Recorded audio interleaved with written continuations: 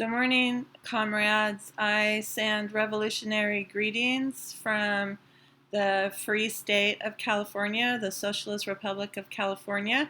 I am involved in an independence movement in California to become independent from the United States of America. So if you want more information about that, and if you want to join the movement, you can obviously contact me. I'm so sorry I can't be there this weekend. I have a couple of personal issues that came up, and I also broke one of my toes, and it hurts really bad, and I'm hobbling around. On top of everything, I've been trying to move this week, so it's been really hard. At least it forces me, the broken toe forces me to get some very needed rest with my feet up on a cushion. So again, I'm sorry I can't be there. I really wanted to be there. I think this is a very important conference. I did prepare some remarks. So I'm going to pull that up, and I'm going to be reading these remarks.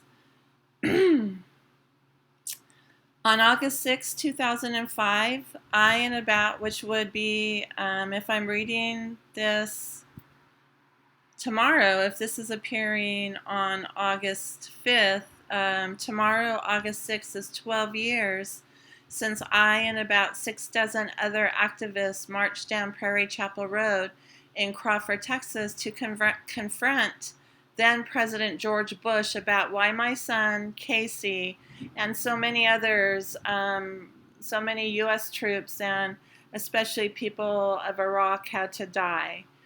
A few days earlier than August 6th, I had heard George Bush say that my son and the other U.S. troops who had died in Iraq and Afghanistan died for a noble cause. I was determined to confront Bush and force him to define what was that noble cause. So what noble cause became the rallying call of the anti-war movement that summer and the month-long peace vigil we held in Crawford at Camp Casey, which was named for my son? That vigil sparked a renewed interest in anti-war activism, not just in the U.S., but around the world.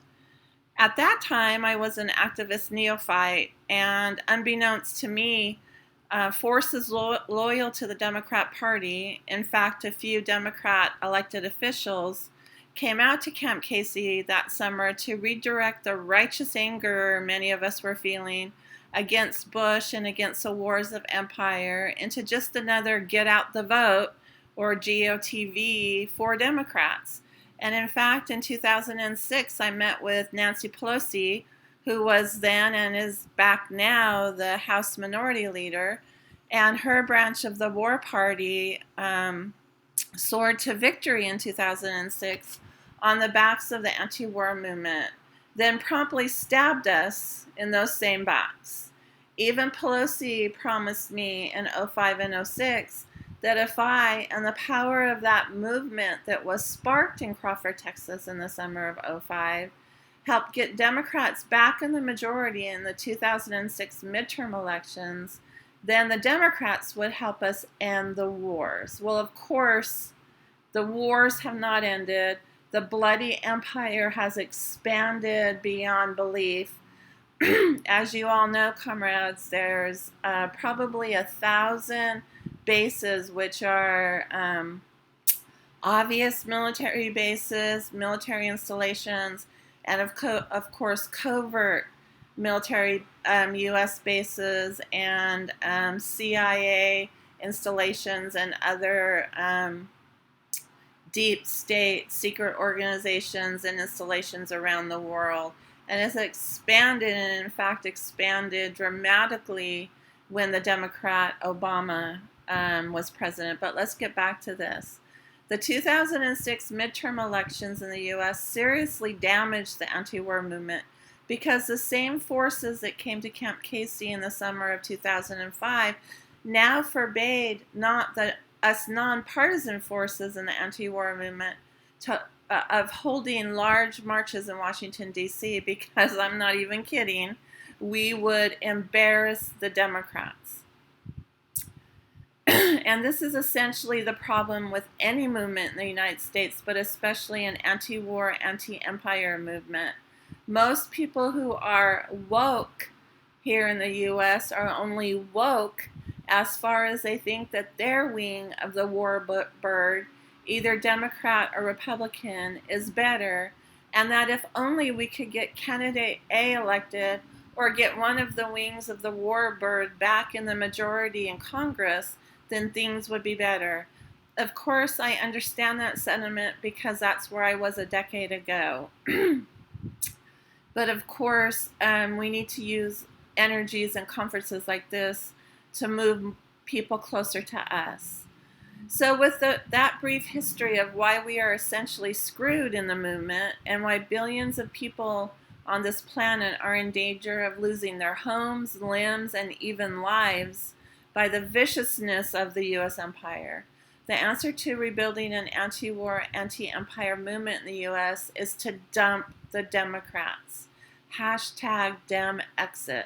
It's not about being part of the imperialist Bernie Sanders' Our Revolution movement, which is not my revolution, your revolution, or the revolution of oppressed peoples around the world, but a revolution only as far as another failed and wrong tactic to get out the vote for Democrats.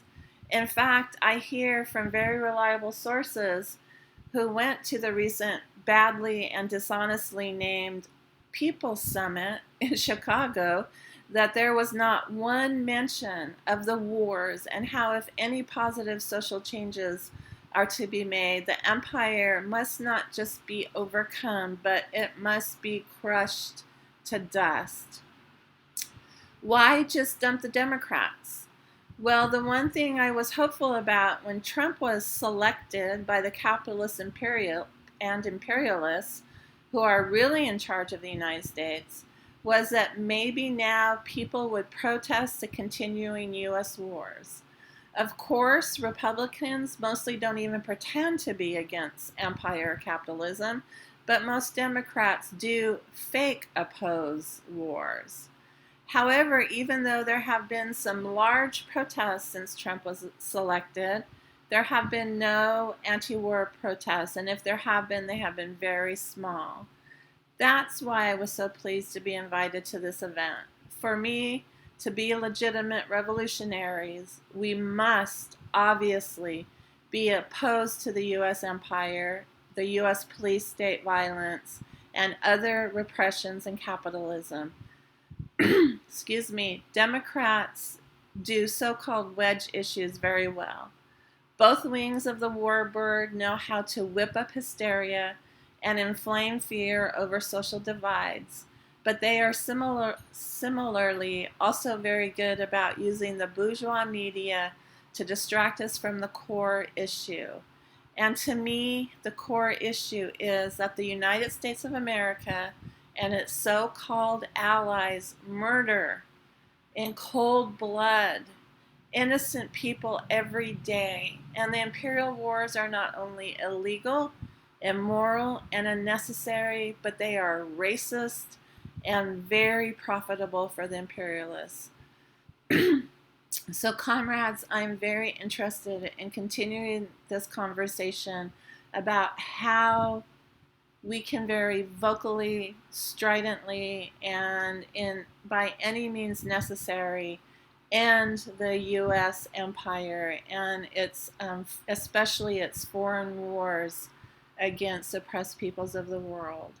The bottom line is workers of the U.S. are murdering workers of the rest of the world at the behest of the so-called ruling class.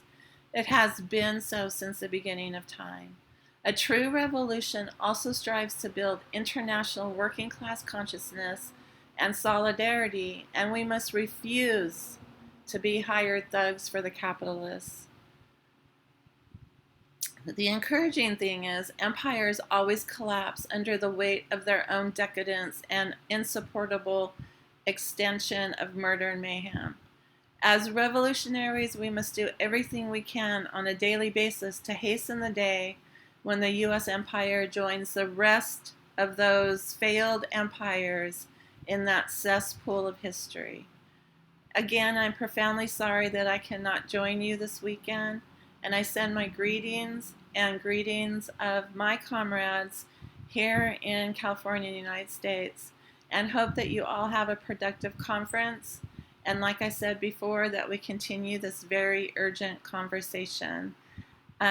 This is me, Cindy Sheehan, in Vacaville, California, and I'm recording this on August 4th, 2017 for your Fightback Conference. Peace out for now, and solidarity forever.